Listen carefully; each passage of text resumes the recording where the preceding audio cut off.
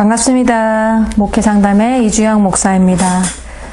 저번 시간에 겉면적 상담과 비지시적 상담 조금 들어가고 끝났습니다. 그래서 지금 오늘은 이어서 함께 알아보겠습니다.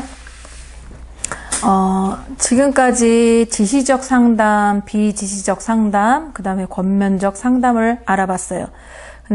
겉면적 상담과 비지시적 상담을 한번 잠깐 또 비교를 하면서 한번 다뤄보겠습니다. 그래서 비지시적 상담에는 피상담자가 찾아와서 이렇게 말을 할 수 있습니다. 내가 마땅히 해야 할 일이 무엇입니까? 제가 어떻게 해야 되죠? 무엇을 어떻게 해야 되죠? 라고 질문을 하면 상담자는 그분이 무엇을 하고 무엇을 하지 말아야 할지 모르기 때문에 오히려 반대로 되물을 수 있다라는 것이죠. 당신은 당신이 마땅히 해야 할 일이 무엇입니까? 무엇이라고 생각하십니까? 라고 반문하게 된다라는 것이죠. 그래서 비지시적 상담에서는 피상담자가 조언을 요구할 수 있다라는 거예요. 근데 상담자가 무언 중에 조언해달라는 그러한 이 아첨적인 시험에 빠지게 돼서 조언을 해주거나 특별한 지시를 해주면 거기서 상담이 끝나는 거예요. 그러니까 이런 문제가 있어요. 이걸 어떻게 해야 되죠? 그리고 바로 답을 하게끔 하면 거기서 그냥 상담이 끝나는 거예요. 문제가 어디서부터 시작해서 어떻게 이 피상담자가 했는지 모르고 그냥 조언을 요구하게 된다는 거죠. 그래서 조언을 해주게 되면 상담이 끝나버린다는 거예요. 그래서 피상담자의 진정한 인격을 재조성하는 그런 것이 좌절된다라는 것이죠. 그래서 이와 같은 주장에 따라서 정신요법가들은 조언자의 그 태도를 거절하면서 점잖게 말하지는 않습니다. 조언을 하는 것은 인간의 자율성을 침해하는 것이라고 생각하기 때문이에요. 그래서 상담의 적절한 기능이 아니고 인간은 자유롭고 자율적이어야만 한다는 그런 주장을 동의해왔다라는 것이죠. 그래서 비지시적 상담에서는 이 조언을 해주지 않는다라는 거예요. 답을 말하지 않는다라는 것이죠. 그래서 인간은 자유롭고 자율적이기 때문에 자기가 스스로 그 답을 찾아갈 수 있도록 하게 한다라는 것이죠. 그래서 칼 로저스의 그 피상담자 중심 상담을 채택하는 것은 목회 상담 분야에 크게 작용을 했지만 이것이 가장 과학적인 것으로 오해하는 일들이 일어났다라는 것이에요. 그래서 여기에 여러 가지 문제점들이 있다라는 것이죠. 첫 번째로 뭐냐면 중립과 경청의 문제예요. 상담 활동에 있어서 진정한 중립이 있을 수 있는지 한번 살펴보아야 된다라는 것이죠. 인간은 타인의 행동에 대해서 비판을 합니다. 근데 비지시적 상담을 주장하는 사람들은 마태복음 7장 1절에서 5절을 잘못되게 해석을 해서 어떤 도덕적인 비판을 하지 않거나 또 인간의 도덕적 가치에 관해서 비판해서는 안 된다고 주장을 하고 있지만 성경은 우리에게 비판이 필요한 모든 종류의 상황이 있을 뿐 아니라 또 믿는 자에게 판단하라고 명령하고 있는 말씀도 있다라는 것이에요. 요한복음 7장 24절에 그렇게 말씀을 하고 있는데 외모로 판단하지 말고 공의의 판단으로 판단하라라고 하는 말씀이 있습니다. 그리고 또 마태복음 7장 1절에서 5절은 그 비합법적인 그런 판단을 정죄한 것이에요. 이 말씀은 증거 없이 경솔한 태도로 판단하는 것을 책망하는 것이죠. 그래서 자기 자신의 생활이 올바른 삶이 되기 전에 다른 사람을 판단하는 것도 역시 금지하라는 말씀이에요. 내가 바르게 행하지 못하는데 어떻게 남한테 그거를 하라고 말씀을 할 수 있고 그 사람이 잘못됐다고 얘기할 수 있느냐는 말이에요. 그래서 이것은 자기 자신의 자아를 세우기 위해서 다른 사람을 비난하려고 하는 그런 판단은 정죄받는다는 말씀입니다. 그리고 상담을 하면서 도덕적 가치를 판단하는 것은 여러 곳에서 분명하게 말씀하고 있어요. 상담을 하면서 도덕적으로 중립을 취할 수 있느냐 하는 것이에요. 근데 도덕적으로 중립을 취할 수 없다라는 것이죠. 기독교 목사인 목회자의 죄악되는 행동을 용납할 수가 없죠. 목사가 자기 자신이 그리스도인이라는 사실을 잊어버리면서까지 자신이 중립적 태도를 취할 수 없다라는 것이에요. 엄격한 의미에서는 중립적인 태도란 있을 수 없다라는 것입니다. 그래서 자신이 가진 그리스도인이라는 그 전제가 그의 상담에 적용할 수밖에 없다라는 것이죠. 그러니까 목사임에도 불구하고 내가 중립적인 입장에서 일반 상담을 할 수 없다라는 것이에요. 우리는 기독교인이고 또 목회자는 하나님을 섬기는 사람이기 때문에 하나님의 말씀을 없이는 할 수 없고 중립적인 세상과 하나님과 이런 중립적으로는 할 수 없다라는 거예요. 그래서 그 상담자가 피상담자의 말을 경청할 때 비지시적 상담에서는 피상담자가 그 말하는 지적 내용에 관하여 반응하지 않고 또 감정에 대하여 반응을 한다라는 거예요. 그래서 객관적 사실을 중요하게 하지 않고 치료하는데 중요한 한 가지는 피상담자가 그 상황으로 이끌어온 그 온 감정뿐이라고 주장을 한다는 거예요. 그래서 로저스 자신은 피상담자 중심 상담과 문제 중심 상담의 차이점에다 주의를 집중시키고 있다는 것이죠. 그래서 그 자신도 문제 중심 상담을 반대하고 있다라는 것입니다. 근데 겉면적 상담자는 개인적인 문제를 가지고 있는 사람들에게 관심을 가지고 있어요. 그러니까 비지시적 상담은 그 사람의 어떠한 감정만 생각할 뿐이지, 감정만 기억할 뿐이지 다른 것에는 관심이 없다라는 것입니다. 그래서 하지만 겉면적 상담자는 개인적인 문제를 가지고 있는 사람들에게도 관심을 가지고 있다라는 것이죠. 그래서 겉면적 상담자는 로저스와 같은 그 구별을 하지 않고 사람을 위해서 문제에 관심을 갖는다라는 거죠.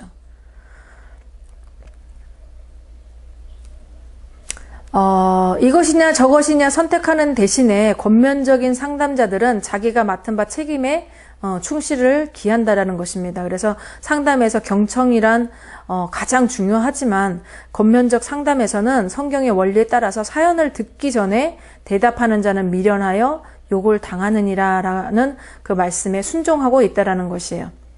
우리가 상담을 다 하기 전에 그 사람의 피상담자가 문제를 다 얘기하기 전에 우리가 미리 답을 줄 수는 없잖아요. 그 사람이 무엇을 요구하는지도 모르는 상태에서 단지 어떠한 큰 문제를 가지고 나와서 그것을 얘기를 할 때 우리가 그것만 놓고 어떻게 이렇게 해답을 딱 얘기해 줄 수 있나요? 그건 없잖아요.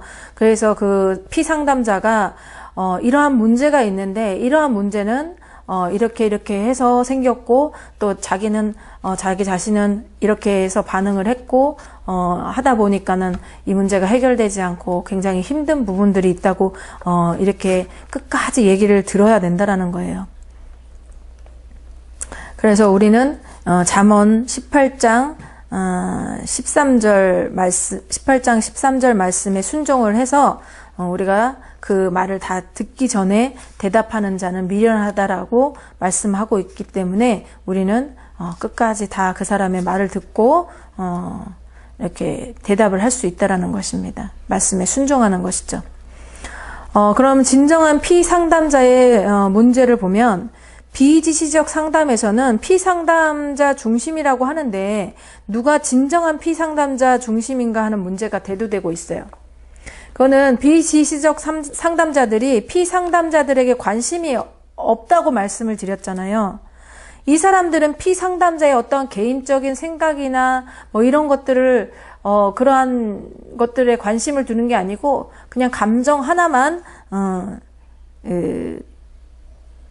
중요하다고 생각을 하는 것이죠. 그래서 피상담자는 해결하기를 원하는 그 문제를 가지고 옵니다. 만일 피상담자가 자기의 문제를 해결한다면 기분이 좋아지겠죠.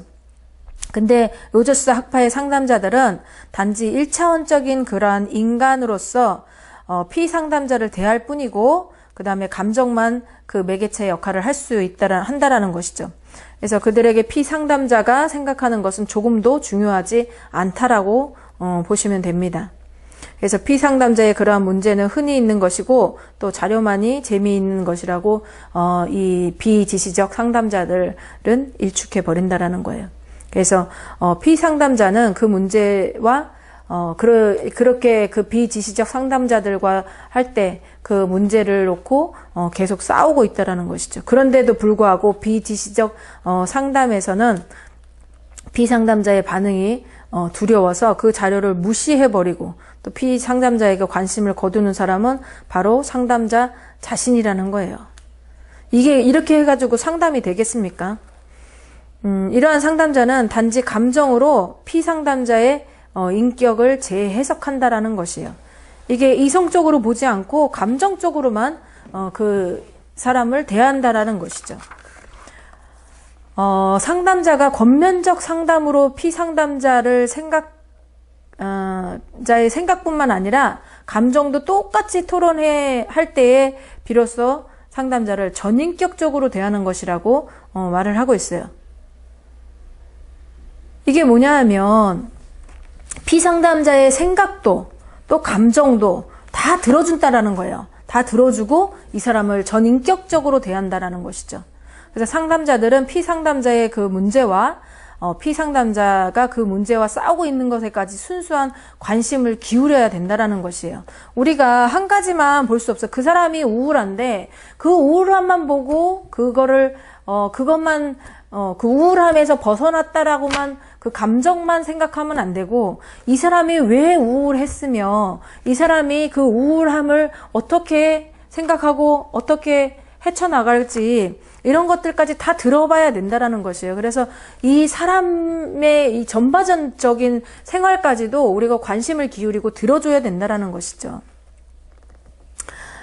그래서 여기서 누가 진정한 피상담자 중심의 상담을 하고 있는지를 명확하게 알 수 있다라는 거예요. 그러면 여러분이 한번 보세요. 비지시적 상담이 피상담자 중심으로 상담을 하고 있습니까? 아니면 권면적 상담을 하는 상담자가 피상담자 중심으로 상담을 하고 있는지 그거를 알 수 있다라는 거예요. 지금 이 말을 통해서. 근데 피상담자는 자신의 감정을 고침받기 원하는 것이 아니라 자신의 인격 전체의 문제를 해결을 원하고 있다라는 것이에요. 우리가 이 우울함, 화남, 분남 이런 것만 해결하기 위해서 상담을 받으러 왔을까요? 그건 아니잖아요. 이 분하고 우울하고 이게 화나고 이런 문제가 왜 발생됐는지 원래 그 문제를 해결하기 위해서 온 것이지 내 감정만 해결하려고 온 것이 아니라는 것이에요. 그래서 인간의 감정과 행동은 밀접한 관계가 있다는 것을 아셔야 됩니다. 이것을 창세기 4장 3절에서 7절 말씀에서 대표적인 경우를 찾을 수 있는데 하나님께서 가인의 제사를 연락하지 않으셨어요. 근데 그 가인이 심히 분했잖아요. 분하게 여겼잖아요. 그래서 5절에는 안색이 변했다고 말씀을 하고 있어요. 그래서 하나님께서 가인에게 내가 분하여 하면 어찌 미며 안색이 변하면 어찌 미뇨라고 하시면서 그것을 극복할 것을 제시하기 위해서 내가 선을 행하면 어찌 낯을 들지 못하느냐라고 말씀을 하셨어요. 그럼 여기에서 하나님께서는 행동이 감정을 결정한다는 그런 중요한 원리를 보여주신다라는 것이에요. 우리가 이것을 이기기 위해서는 어떤 우리 행동도 필요하다라는 것이죠. 그래서 피상담자가 억압을 받거나 또 억압을 하거나 또 불안이나 그 회의를 또 적의를 갖는다면 거기에는 참으로 그 감정과 관련된 문제는 아무것도 없다라는 것이죠.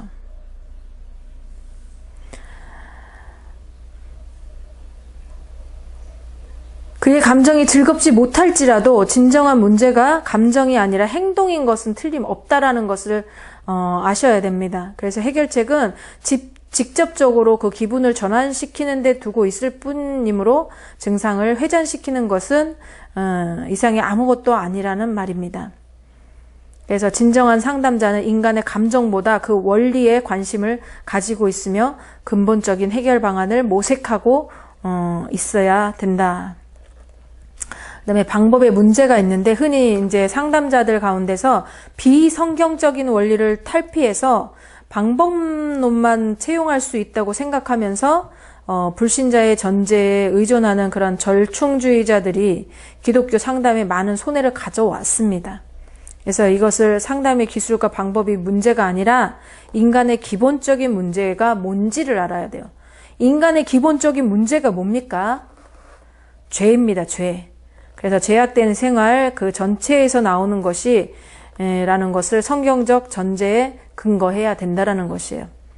그래서 절충주의를 채택하는 그 상담자들은 진정한 기독교 상담을 할 수 없습니다.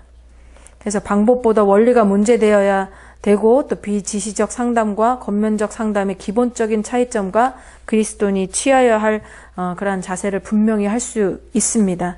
그래서 그 결과로는 참다운 상담의 결실을 거둘 수가 있다라는 것이에요. 이렇게 우리가 지시적 상담, 비지시적 상담, 그 다음에 겉면적 상담 이렇게 세 가지를 한편 알아봤어요. 그 중에 제일 우리가 해야 할 것은 겉면적 상담이라는 것을 배웠습니다. 그러면 이제 8장 목회 상담의 과정을 한번 알아보겠습니다. 그 목회 상담의 과정은 로저스 학파에서 말하는 그 비지시적 상담과 성경적 원리에 입각한 겉면적 상담에서 그 방법을 달리한다고 했습니다. 그래서 여기서는 경험적 상담법에 의거해서 상담의 과정을 전개해 보겠습니다. 첫 번째는 문제 해결의 빛입니다. 인간의 기본적인 문제가 뭔지를 알아야 돼요. 인간의 기본적인 문제. 왜 인간은 문제를 갖고 있는지. 그래서 하나님께서 인간을 창조하시고 땅을 정복하라고 창세기 1장 28절에 말씀하고 있어요. 근데 문화적 사명을 주셨다라는 것이죠.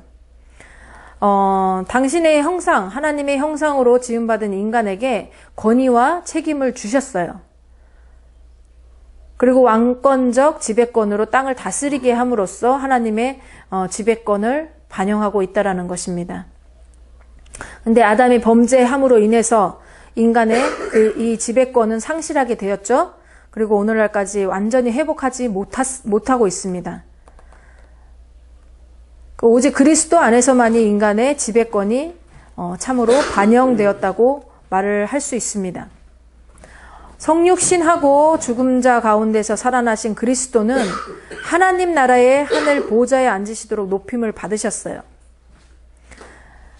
그리고 심지어 구속받은 사람까지도 아직은 죄의 영향 아래 놓여 있습니다.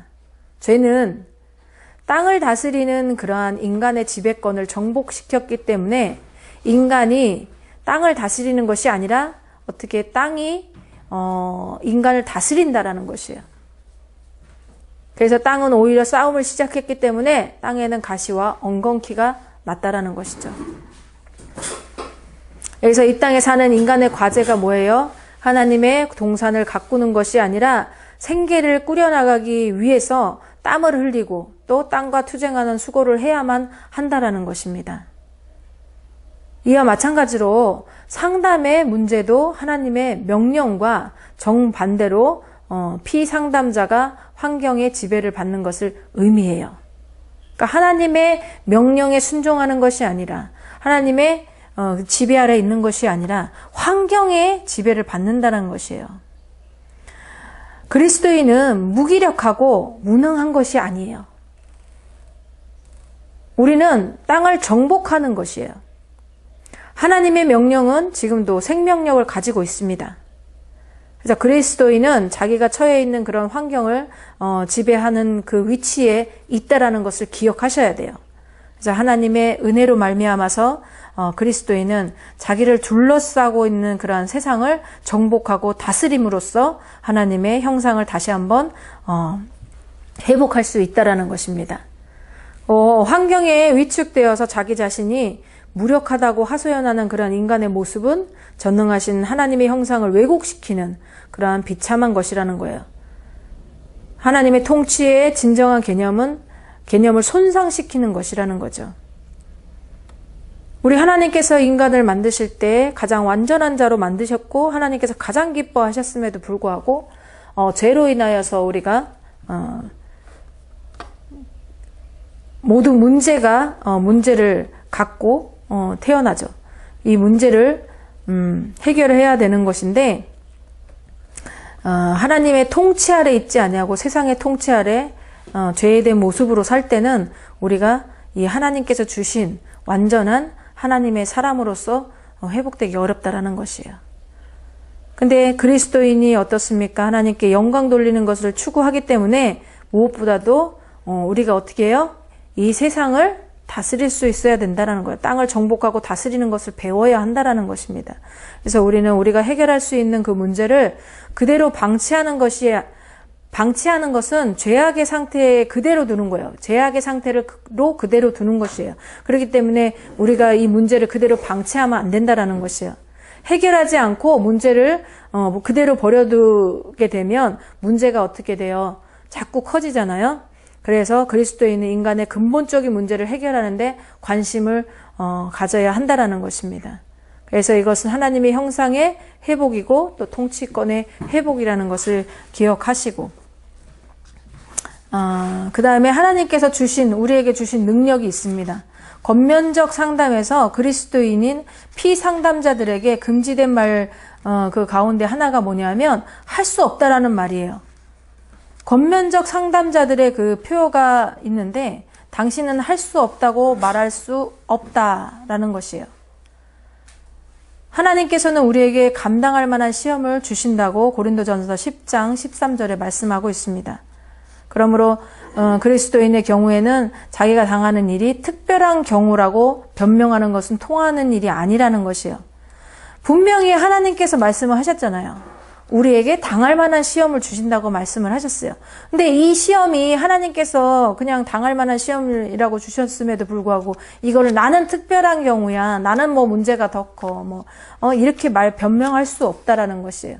그래서 각 사람에게 오는 그 시험은 각 사람에게 맞게, 그래서 하나님께서 적합하게 허락하셨기 때문에 그리스도인들이 할 수 없다고 말할 수 없다라는 거예요.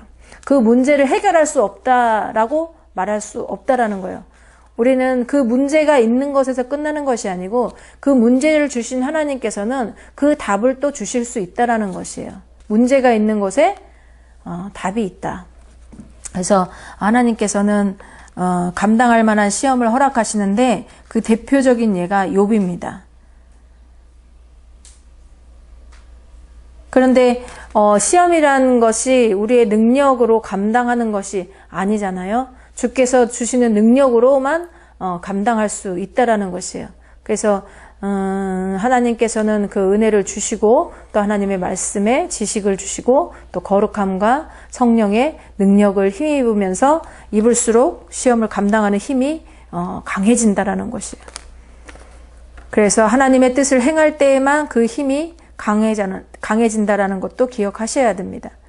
그래서 하나님은 죽을 때가 되기 전에는 죽는 은혜를 약속하지 않으셨어요. 우리가 이렇게 많은 문제들을 놓고 볼 때 내가 감당할 수 없다고 생각해서 이게 내가 죽으면 끝날 텐데 이렇게 착각을 하는 사람들이 있어요. 이 죽음도 허락하지 않으시면 우리가 죽을 수 없습니다. 근데 계속 부정적인 말을 입에서 내뱉죠. 그래서 상담에 관한 중요한 것은 약속이에요. 할 수 없다가 아니라 나는 그리스도께서 내게 하라고 요구하시는 그 모든 일을 할 수 있다라고 말을 하는 것입니다. 그래서 하나님의 백성들은 빌립보서 4장 13절의 말씀을 기억하시고 항상 이거 선포를 해야 돼요. 내게 능력 주시는 자 안에서 내가 모든 것을 할 수 있느니라. 이렇게 말씀을 따라서 자기의 능력을 최대한으로 개발해야 된다는 것이에요. 하나님께서 우리를 만드셨을 때 정말 그 능력을 100%를 주셨다면 우리 사람이 살아가는 동안에 정말 1%도 사용하지 못하는 것이에요. 근데 분명히 하나님께서 말씀하셨죠. 내게 능력 주신 자에서 내가 모든 것을 할 수 있느니라. 내 마음에서 내 생각에서 안 된다고 할 뿐이지 하나님께서는 이미 우리에게 능력을 주셨기 때문에 모든 것을 할 수 있다고 선포하면서 해야 된다는 거예요. 행동으로 해야 된다는 것이죠. 그래서 자기의 능력을 최대한 개발하라는 것입니다. 그래서 상담의 과정에서 하나님이 주시는 그러한 능력을 분명히 믿고 여기에 따라 신앙의 결단을 내리는 것이 무엇보다도 중요하다라고 볼 수 있겠습니다. 그래서 이것을 제대로 믿지 않고 하면 상담이 될 수 없다. 참다운 상담이 될 수 없다. 그래서 제대로 믿고 상담하시기 바랍니다. 그 다음에 소망을 가지게 하는 일을 보면 상담에서 중요한 요소는 불행을 당한 사람에게 소망을 가지게 하는 일이라는 것이에요. 우리 지금 불행한 사람들에게 소망을 줘야지 절망을 주면 되겠습니까? 그래서 우리가 하는 일은 소망을 가지게 하는 일이다. 일반 상담에서는 거기까지일 수 있어요. 내 감정만 해결했다고 해서 거기로 끝날 수 있어요. 하지만 권면적인 상담은 우리가 앞으로 어떻게 살아갈 것인지 소망을 주는 그러한 일을 해야 된다는 것이죠. 자, 하나님은 아담에게 소망을 주셨습니다. 그래서 아담이 범죄한 후에 권면적 상담을 하는 동안에 하나님께서 아담의 죄와 관련해서 그 형벌을 포함한 모든 문제를 제기하셨습니다. 그 하나님은 뱀과 뱀의 사역을 파괴하시기 위해서 그리스도를 보내셨어요. 그래서 권면적 상담자는 하나님의 방법을 따라야 한다라는 것입니다. 그리스도께서는 베드로가 주님을 모른다고 부인한 사실을 묵인한 것이 아니죠. 회복의 말씀을 포함해서 미래의 봉사에 관한 명령도 주셨습니다. 선지자들의 메시지도 심판을 포함하고 있고 또 소망의 메시지도 선포를 하고 있습니다. 그래서 그리스도가 죄를 이기신 그 복된 소식인 복음은 소망의 토양이에요.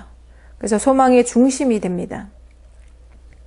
그리스도인의 소망은 그리스도께서 우리 죄를 위하여 죽으셨기 때문에 영생을 얻게 됐고 또 사망에서 우리의 영혼을 완전하게 된다는 것을 확신하도록 해 주셨다라는 것이에요. 그래서 상담을 시작하면서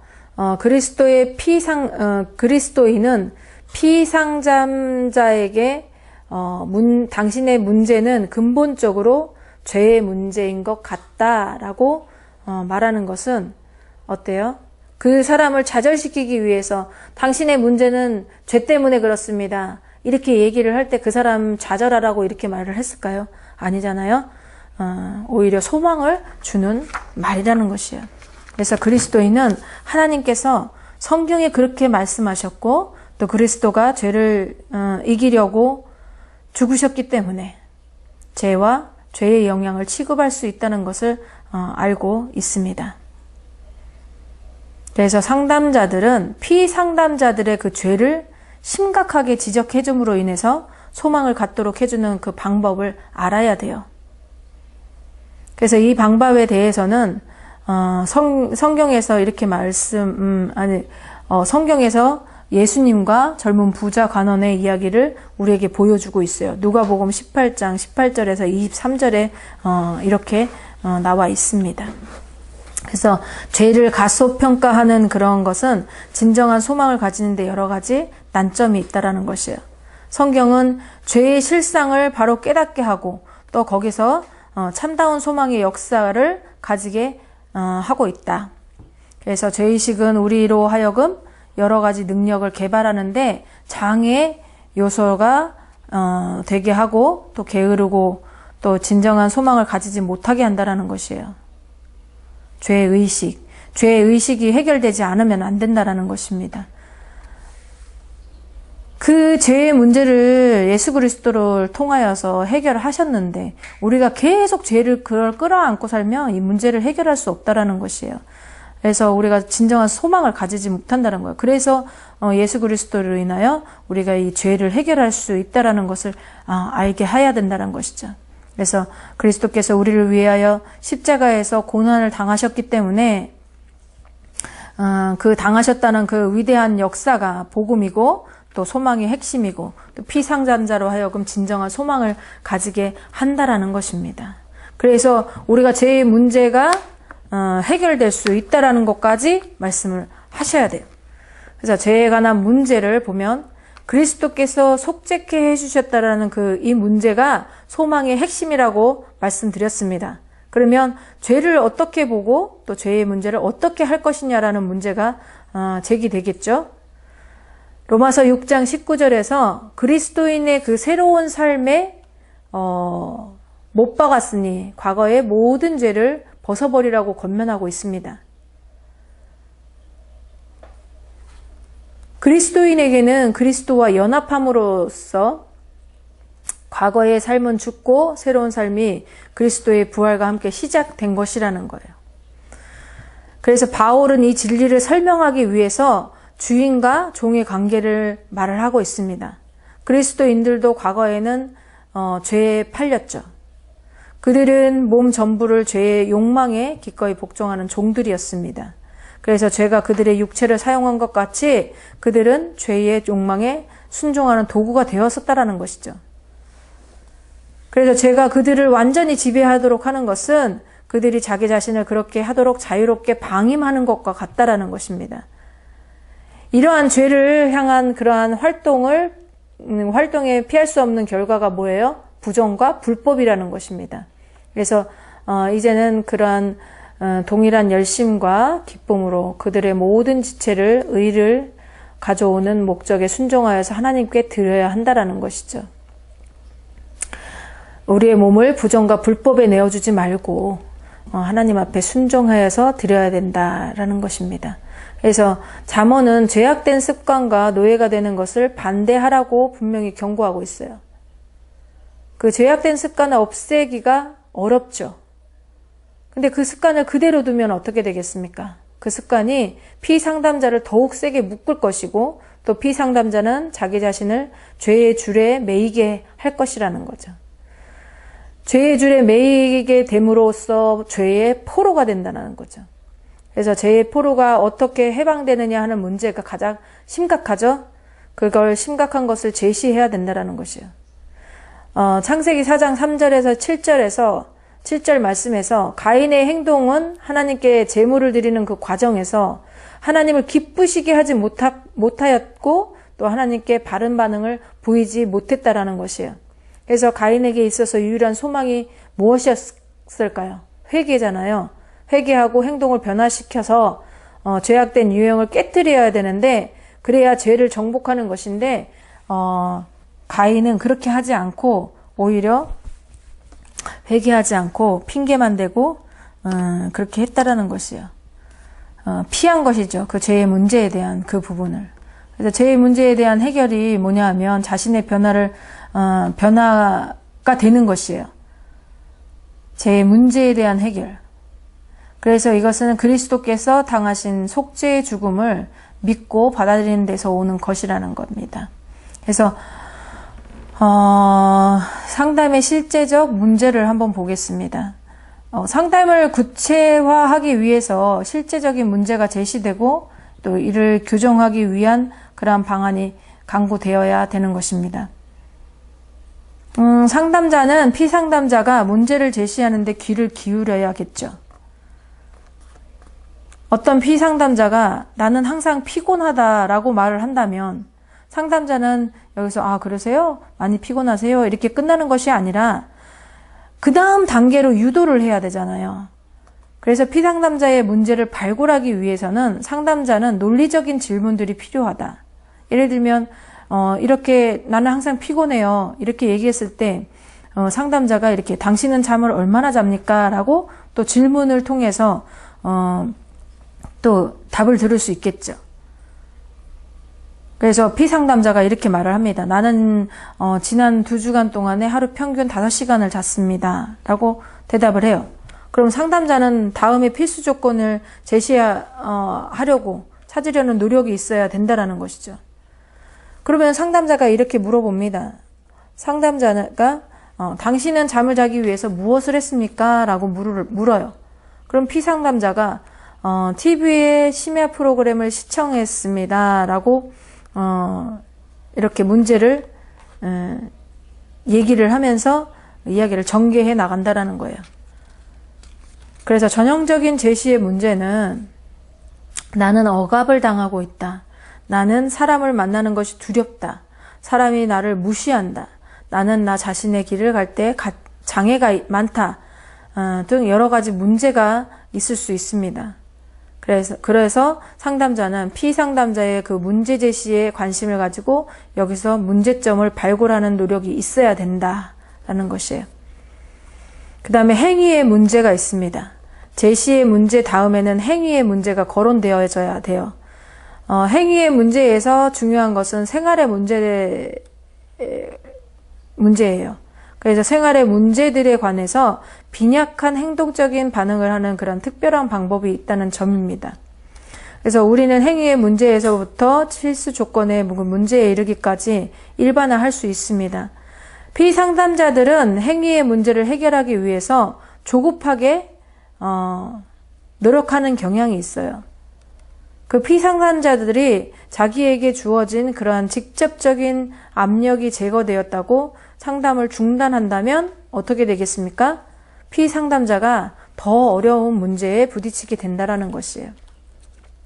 그래서 오랜 세월 동안에 형성된 습관이 그 습관의 유형들이 새로운 성경적인 유형으로 대치시키기 위해서 노력해야 한다는 것입니다.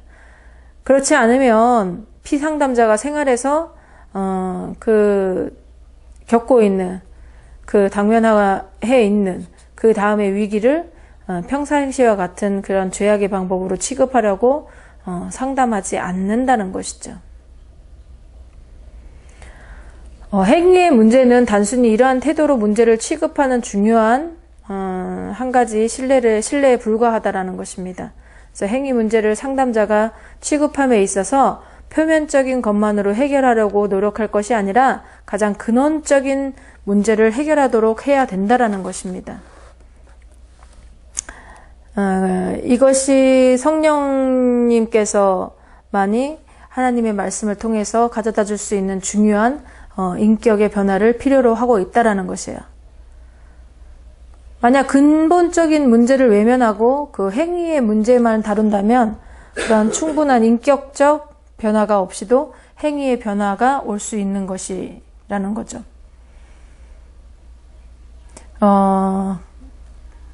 성령님의 그 자제하는 그 열매가 없이도 화를 내는 것을 참을 수 있다라는 것이에요. 그러니까 성령님께서 우리에게 자제할 수 있도록 그거를 자제하는 그런 것의 열매를 맺게 하시는데 그 열매가 없어도 화를 내는 것을 내 스스로가 참을 수 있다라는 것이에요.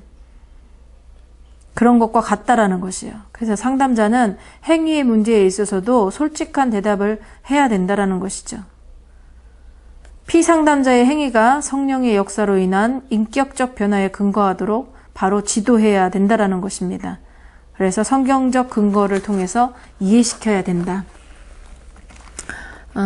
피상담자들은 때로 완전한 해결보다는 현재 당하고 있는 그 고통의 치료를 더 원하고 있는 경우가 많이 있습니다. 그렇죠. 지금 내가 당장 처해 있는 이 문제를 그냥 해결만 하고 싶은 그런 생각들이 많을 거예요. 힘들기 때문에. 근데 우리 그 상담자들은 그 사람이 어떠한가에 대해서 알고 전반적으로 그 사람의 어떠한 생활을 변화시키려고 하는 그런 부분으로 상담을 한다라는 것이죠. 근데 이 피상담자가 이게 완전한 해결보다는 지금 당장 급한 이 문제만 고통만 치료받으려고 한다면 즉각적인 행위가 일단 변화되어서 즉각적으로 그 어려움과 긴장에서 노연하게 되지만 이것으로서 상담을 그 사람들은 끝내려고 해요. 계속적으로 이어가지 않는다라는 것이죠. 그래서 우리가 상담을 하다 보면은 지금 당장 문제가 이 상담 문제에 대해서 상담을 해주고 그것이 끝나면 이 피상담자들이 또 다시 상담을 하지 않는다라는 거예요. 자기 생활 속으로 돌아가 버린다는 것이죠. 그래서 단시간에 걸쳐서 문제를 해결하기보다는 이렇게 길게 보면서 상담을 해야 된다라는 것입니다. 그래서 상담자들은 피상담자가 가지는 이런 욕구에 흡수돼서 자신이 가져야 할 바른 상담의 방안을 망각해서는 안 된다라는 것이에요. 근데 이걸 망각하기 쉽다라는 것이죠. 그래서 상담자는 피상담자의 근본적 유형 변화에 최선을 다해야 된다. 그 사람들이 가지고 있는 여러 가지 문제들을 보다 유용하게 해결하기 위해서 상담자들은 실제적인 과정에 더욱 관심을 가지고 해야 되고, 이를 통해서 성령의 역사하시는 능력을 기대해야 된다라는 것입니다. 상담의 전체적인 구조화를 보면 모든 생활 영역에서 관계된 문제를 찾는 것을 의미해요. 이 문제는 삶의 전 영역에 영향을 주고, 또 모든 영역이 하나님과 적절한 관계를 가질 때에 그 문제가 언제나 해결될 수 있다라는 것을 아셔야 됩니다. 그래서 인간은 일상생활을 통해서 각 영역에서 많은 문제를 가지고 있는데, 상담자는 반드시 성경적인 원리를 적용해서 바른 신앙의 방법을 찾아야 된다라는 것입니다. 그래서 하나님의 절대적 주권 아래서 구조화되고 훈계받는 삶은 하나님의 성령에 부합되는 삶이라는 것을 기억하시고, 그렇게 피상담자에게 알려줘야 된다라는 거예요. 그래서 삶은 하나 사랑의 생활을 목적으로 한다는 것입니다. 여기 이제 징계의 문제를 한번 볼게요. 인간이 이 땅에서 살아갈 때 여러 가지 문제들이 대두되고 있습니다. 삶의 전 영역이 하나님의 역사에서 벗어날 때에 공의의 하나님께서 징계의 채찍을 우리에게 내리신다라는 것이죠. 그래서 우리 성경, 특히 히브리서에서 신앙을 지키기 위해서 노력하는 그리스도인들의 모습을 찾아볼 수 있는데, 이 히브리서 기록자는 그리스도인들이 보다 못한 것으로 돌아가는 그 이유를 제시해주고 있어요.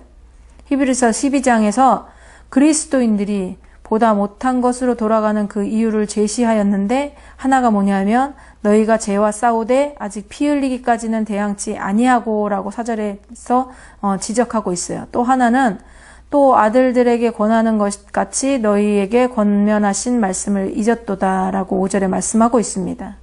그래서 이와 같이 이런 이유 때문에 인간에게 경계가 오고 또 보다 못한 것으로 돌아가는 그러한 일들이 일어난다라는 것이에요. 그래서 하나님께서 사랑하는 자에게 징계를 하신다고 하셨습니다. 잠언 3장 11절 12절 말씀에 내 아들아 주의 경계하심을 경히 여기지 말며 그에게 꼬지람을 받을 때에 낙심하지 말라. 주께서 그 사랑하시는 자에게 징계하시고 그의 받으시는 아들마다 채찍질 하심이라 라고 말씀하고 있습니다.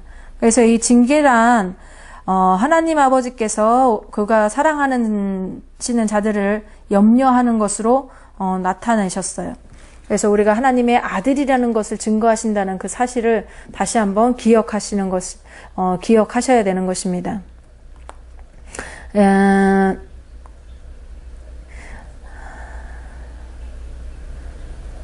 하나님의 징계는 하나님의 자녀들의 유익을 위한 것이라고 말씀을 하고 있습니다. 그리고 또 거룩함은 항상 영원한 유익이다, 우리에게. 그래서 하나님께서 그의 자녀를 징계하실 때에는 항상 그들을 복되게 하시고 돕는다는 사실을 지적하고 있어요. 그래서 피상담자들은 성경적인 그러한 도덕과 징계받는 것을 즐거워하는 삶을 대조해봐야 된다는 것입니다. 그래서 도덕이란 기쁨과 반대되는 것이 아니라 기쁨을 남용하는 것과 반대되는 것이라는 거죠. 그래서 도덕은 단순한 충동에 의한 것이 아니라 하나님이 주시는 그러한 영원한 즐거움에 근거를 두고 있다. 그래서 도덕은 영원함과 순수한 기쁨에 관련된 것이다. 그 다음에 구조. 구조는 도덕적인 삶의 수단이다. 성경적인 삶은 세상의 구조와 마찰을 일으키는 것이 아니라 어떻게 해요? 조화를 이룬다는 것이에요. 그래서 성경적인 구조는 보다 깊은 기쁨과 보다 장기적이고 보다 풍성한 삶을 가져오는 경향이 있다라는 것입니다. 그래서 구조는 제한된 것이 아니에요. 하나님은 인간을 충만하고 풍성하게 살 수 있도록 만드셨다라는 것이에요. 그래서 사랑을 통해서 풍성한 삶을 누리도록 구조하셨다. 그래서 평안과 기쁨은 그리스도인에게 합당한 것이라고 그렇게 말씀하고 있습니다.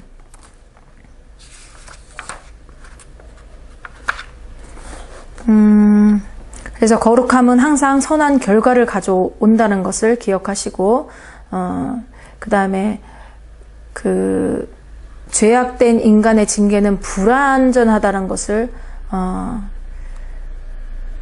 아시고, 육신의 아버지가 그 눈에 선한 것을 아들이 보기에는 선한 것이 아닐 수 있다라는 것이에요. 그러니까 육신의 아버지가 눈으로 봤을 때 그 아들이 선하게 보일지 모르지만 선한 것이 아닐 수 있다라는 것이죠. 그래서 하나님의 징계는 완전하신 것이기 때문에 그 자녀들에게 진정한 유익이 될 수 있다라는 것이에요. 그래서 우리가 이렇게 힘들고 어려운 일을 당할 때 하나님의 우리의 죄로 인하여서 하나님께서 징계를 주셨다라는 것은 그냥 슬프게만 생각하지 마시고 그 징계를 줌으로 인해서 우리에게 유익이 될 수 있다라는 것도 기억을 하셔야 된다라는 것이에요. 그래서 그 죄를 해결하여 주시기 위해서 또 다시 하나님의 자녀의 형상에 회복시키기 위해서 이런 징계가 있었다는 것을 기억하시고 우리가 하나님 앞에 원망하고 불평할 것이 아니라 하나님 앞에 감사함으로 나아가셔야 된다라는 것이에요. 그래서 하나님께서 나를 만드시고 또 나를 인도하시고 또 그 길이 온전한 길로 될 수 있도록 하나님께서 하신다라는 것입니다. 그래서 오늘은 이제 시간이 엄청 빨리 지나가네요. 지금 조금 더 해야 되는데 시간이 다 돼서 오늘은 여기까지만 하고요. 이어서 다음 강의에 하도록 하겠습니다. 오늘도 수고 많이 하셨고 오늘도 복된 하루 되시기 바랍니다. 감사합니다.